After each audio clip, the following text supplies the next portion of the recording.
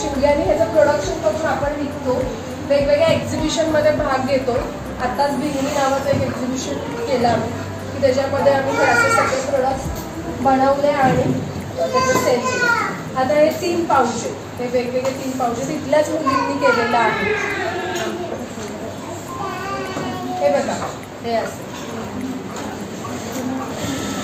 आणि फिनिशिंग पण बघा, त्याचं फिनिशिंग पण छान आहे.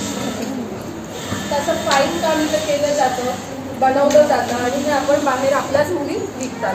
सो वेगवेगळ्या स्तराचं त्यांचं एज्युकेशन होतं, म्हणजे मग त्यांचं डिझायनिंग स्किल्स होतात, त्यानंतर त्यांचं स्टिचिंग प्रोडक्शन स्किल्स याच्यामध्ये बघितलं जातं आणि प्लस मार्केटिंग स्किल्स की केलेलं